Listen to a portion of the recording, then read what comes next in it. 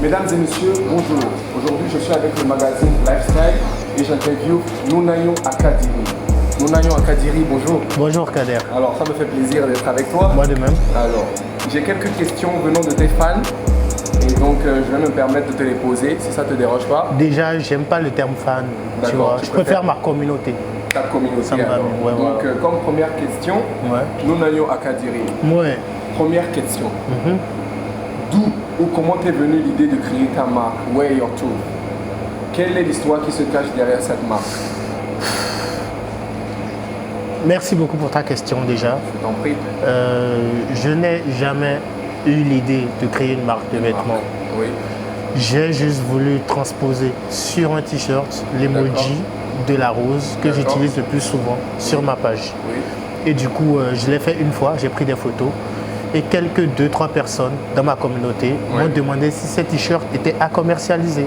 D'accord. C'est de là qu'est venue l'idée de juste les mettre sur le marché. Et au fur et à mesure, l'inspiration me vient et j'essaie juste de garder la rose dans les motifs comme logo final. Et pourquoi la rose? Parce que je me considère un peu comme, mais genre, une rose fanée. Pourquoi? Parce que toute personne, même toi, tu as eu à vivre des choses compliquées. Et je dis que le moment où nous vivons des trucs qui nous blessent et qui nous mettent à terre, à ce moment-là, nous sommes comme des roses fanées. Alors là, une très bonne réponse. Merci beaucoup. Deuxième question, quelle est la particularité de ta marque? Alors, la particularité de ma marque, si je peux le dire, c'est la personnalisation. Pourquoi je dis personnalisation? Parce que le client a le droit de personnaliser son propre t-shirt comme il le veut. C'est-à-dire que c'est pas évident que tous les clients aient le même t-shirt. Ou même la même pensée, ou envie d'avoir les mêmes choses. Exactement, c'est ça le truc. Donc j'ai voulu vraiment que dans la conception. Ça veut dire que si par exemple moi j'ai envie d'avoir un t-shirt avec je sais pas, une citation à moi personnelle, je peux l'avoir. Bien entendu, que ce soit une citation de ma page Instagram ou une citation de la vie que tu aimes bien, peu importe. D'accord, super. Alors, troisième question. D'où te vient l'inspiration pour innover dans tes différentes collections? Alors, l'inspiration pour innover dans mes différentes collections, j'aimerais te dire que ça vient de partout. C'est-à-dire que ça peut venir d'une chose, si je peux le dire, qu'un de mes potes a dit, ou de la vie active, peut-être sur les réseaux sociaux, un truc qui fait fureur tout dernièrement, peut-être par rapport au racisme, par rapport, voilà, exactement. Et j'essaie de m'inspirer tout en restant dans le thème de la rose, afin de sortir un truc qui... Donc en fait, en gros, le logo, la rose, en fait, c'est vraiment ton logo. C'est mon insigne. C'est vrai que la rose, je ne suis pas né avec, des personnes l'ont utilisée avant moi, mais j'essaie de me l'approprier à ma manière. En fait. Ça, c'est super. Ah. Bon, merci. Merci beaucoup. Alors, quatrième question. As-tu de nouvelles collections en cours? Si oui, peux-tu nous lâcher quelques détails croustillants? Alors Kader, je vais te dire un truc. D'accord. Il y a 2 secrets pour réussir dans la vie. Ok. Le premier secret, suis-moi très bien. Je te suis. C'est de ne jamais dévoiler tout ce que tu sais. En gros, il n'y a pas de deuxième, quoi. Tout ça. Tu ne me dis pas alors? Je ne te dirai pas, mais vous verrez bien. 2021, ça va péter. D'accord, ça marche. Donc alors, cinquième question. À côté de cela, n'oublions pas que tu es aussi coach. Et d'ailleurs, moi, j'ai quand même beaucoup d'anecdotes dessus. Alors, comment se déroulent tes séances de coaching? Alors, comme toute activité, il faut dire que j'ai des clients. C'est-à-dire que les personnes qui ont besoin de se confier ou qui ont besoin d'avis par rapport à une situation qu'elles traversent viennent vers moi. Oui. Et déjà, il y a paiement. Parce que je fais payer, parce que moi je dis souvent, quand tu as une capacité, tu as une aptitude, il faut que tu te fasses rémunérer pour. Forcément. Ce serait du gâchis que de le faire gratuitement. Du coup, il y a paiement. Je ne vais pas dire dans la vidéo combien ça se fait, et tout. Le client paye, il choisit le lieu, l'endroit, il choisit le lieu et l'heure. C'est-à-dire que s'il veut être dans un endroit, là il se sentira bien. Un endroit dans lequel il pourra se confier sans gêne. C'est pour ça que je laisse le soin au client de choisir l'endroit, bien entendu. D'accord. Donc ça se déroule alors très bien, tes séances? Oui, tout se passe. Bon, on ne va pas dire très bien. Pourquoi? Parce que la majorité de mes séances sont très tristes. D'accord. J'aimerais te le dire parce que si les personnes viennent poser leurs problèmes, l'ambiance va être quand même, J'avoue, un peu, tu vois, quand un peu, même. c'est ça. Ouais. Et j'aimerais partager un petit truc avec toi. J'ai eu à faire une séance il y a 2 semaines et pour la première fois, j'ai dû consoler une personne. C'est-à-dire, j'ai dû aller jusqu'à prendre cette personne dans mes bras. Donc en gros, tes propos, ça fait vraiment chaud au cœur. Je crois que je trouve juste, Et les mots qu'il faut. c'est tout. D'accord. C'est tout. D'accord. Mais après tes séances, est-ce qu'il y a quand même une différence quand tu... Ah oui. Une Oui. différence, tu sens vraiment une différence chez ton client? Réellement parce que déjà, ce n'est pas une obligation, mais le client, la majorité des clients que j'ai eus me font un retour. D'accord. C'est-à-dire quand ça se passe bien ou que ça se passe mal, ils me font un retour pour me dire comment ça a avancé. Donc s'il y a possibilité de refaire, pourquoi pas? Il n'y a pas de souci. Le client a la liberté de demander autant de consulting qu'il le souhaite. C'est ça. Ça c'est super déjà. Voilà. Donc 6e question. Qu'est-ce qui t'a poussé à devenir coach?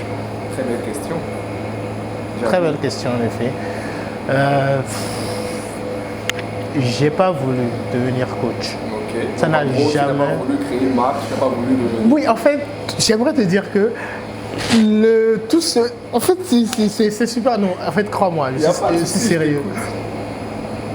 Tout ce qui se passe en ce moment, j'ai rien prévu ou j'ai rien voulu, j'aimerais dire. C'est venu comme ça. Ce sont des trucs qui se sont enchaînés. Dans ta vie. Tout simplement. Et j'ai pris les trucs comme ils viennent parce que je me suis dit, c'est le plan de Dieu et Dieu ne met rien sur ta route pour aucune raison. Au hasard. C'est tout. Oui. Du en coup, plus, devenir coach, je pense que c'est quand même une grande décision. Voilà C'est encore. quelque chose où, parce qu'il y aura quand même des gens qui vont te critiquer, qui vont te dire, mais quel conseil toi tu peux apporter à des gens? Est-ce que toi-même dans ta vie, ça va? Est-ce que tu n'as pas de problème? Pourquoi tu veux faire le mec qui n'a pas de problème? Tu vois, c'est pas faux.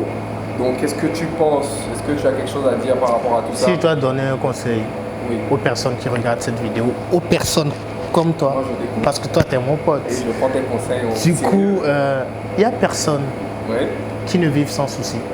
Tout le monde a des problèmes. Ouais. C'est juste qu'on apprend à vivre avec. Et ceux qui n'apprennent pas à vivre avec et qui préfèrent faire comme s'ils n'ont pas de soucis, ce sont ces personnes que les soucis rattrapent plus tard et qui ont besoin de se confier. J'avoue. Alors que quand tu affrontes un problème que tu as aujourd'hui ou que tu en parles, tu es allégé. C'est mieux, c'est moins compliqué à gérer. J'avoue. Et moi, je dois dire déjà que je suis passé chez lui quelques fois pour avoir quelques... Ouais, bon, ça c'est autre chose, il n'y a pas de... Bon, donc, 7e question. Quel est ton avis sur le fait de se fixer des objectifs à atteindre? Les objectifs, ça te donne du punch au réveil. Ouais. Parce que quand tu es au réveil, quand tu n'as rien de prévu pour la journée, ton réveil est fade. J'avoue. Tu n'as pas envie de quitter le lit, rien du tout. Alors que quand la veille, tu te fixes des objectifs pour la journée de demain, tu as hâte de te réveiller. Et surtout quand ce sont des objectifs qui matchent avec ce que tu aimes faire dans la vie. Le réveil est joyeux et tu as hâte de commencer la journée. Donc se fixer des objectifs, c'est vraiment la base quand on veut évoluer dans sa vie, j'aimerais dire. J'avoue. Voilà. Alors, 8e question. Comment être motivé chaque jour à accomplir des tâches pour nous rapprocher de nos objectifs? La motivation, ça va, ça vient. C'est pas un truc qui est permanent, non. Oui. Même moi, il arrive des jours où j'ai aucune idée de ce que je vais poster. J'ai pas envie d'écrire, j'ai pas envie de gérer les problèmes des autres. Ça vient au feeling, c'est ça en fait. Donc il y a des jours où tu seras motivé, il y a des jours sans, il y a des jours avec, il y a des jours sans. Les jours sans, il faut que tu fasses l'effort de te dire, c'est des choses qui arrivent. D'accord. Ce moment aussi passera. Oui. Quand tu te mets ce genre de phrase dans la tête, tu sais que c'est pas permanent comme situation. Demain est un autre jour. Comme il y a 4 saisons en gros. Voilà, tout simplement. Donc, forcément, si une saison est bonne, il y aura forcément des saisons qui ne seront pas bonnes. Tout simplement. Donc il faut vraiment que les personnes se mettent en tête que voilà, il y a des jours avec, des jours sans. Quand ça va pas, il faut se dire ça passera aussi. Et le lendemain, il faut essayer de se remettre sur les rails et d'aller un peu plus loin. C'est ça. Voilà. Alors 9e question. En cas d'échec, que faut-il faire? L'échec aussi, c'est quand même, il faut prévoir l'échec. Ah, l'échec. En cas d'échec, ce qu'il faut faire. Il faut faire quoi? En cas d'échec, il faut apprendre. Pourquoi apprendre? Les échecs en soi, moi, j'ai appris à me familiariser avec les échecs. N'ayez pas peur d'échouer.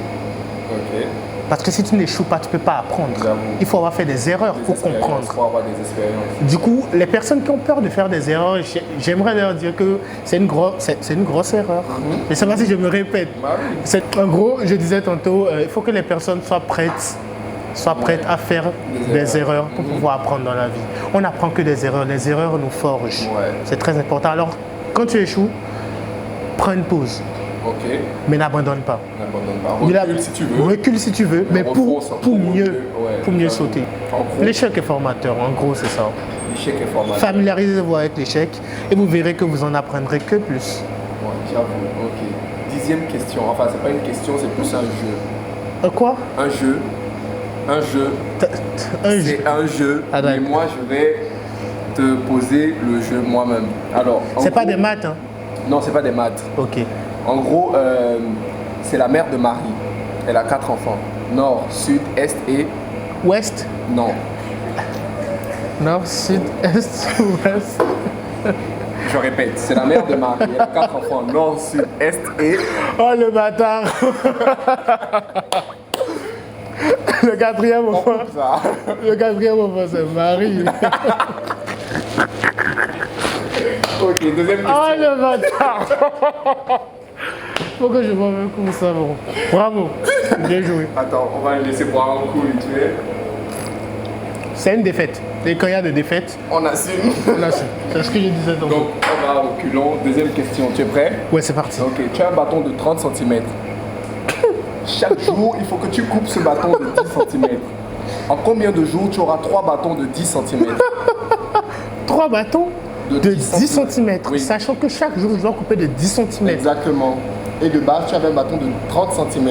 En 3 jours, C'est pas possible. en 9 jours, Non. en 6 jours. Tu sais sérieux? Il est sérieux, ce mec là.